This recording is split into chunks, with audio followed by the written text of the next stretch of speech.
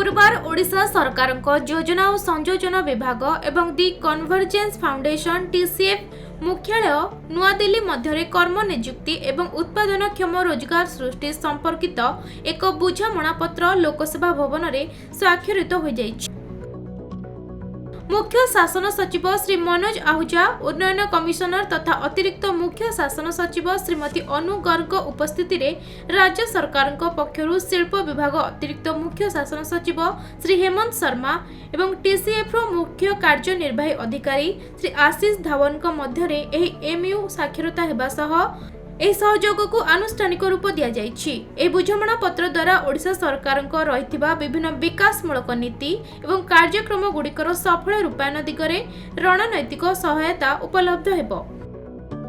ରାଜ୍ୟର ଅର୍ଥନୈତିକ ଅଭିବୃଦ୍ଧିକୁ ତ୍ୱରାନ୍ୱିତ କରିବା ଏବଂ ରାଜ୍ୟର କୁଶଳୀ ପ୍ରତିଭାମାନଙ୍କ ପାଇଁ ସୁଯୋଗ ସୃଷ୍ଟି କରିବା ସହ ରାଜ୍ୟ ଏବଂ ରାଜ୍ୟ ବାହାରେ କର୍ମ ନିଯୁକ୍ତି ସୃଷ୍ଟି ପାଇଁ ଏକ ଅନୁକୂଳ ପରିବେଶ ସୃଷ୍ଟି କରିବାରେ ସହାୟକ ହେବ।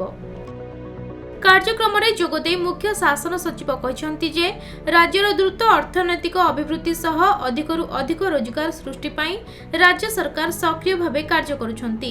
दीर्घमियादी निरंतर अभिवृद्धि हासिल करबा पाई राज्य को तथ्य भित्तिक वैषयिक परामर्शर आवश्यकता रही, जहा द्वारा अभिवृद्धि पाई एक सामग्रिक रोडमैप विकसित हेबो।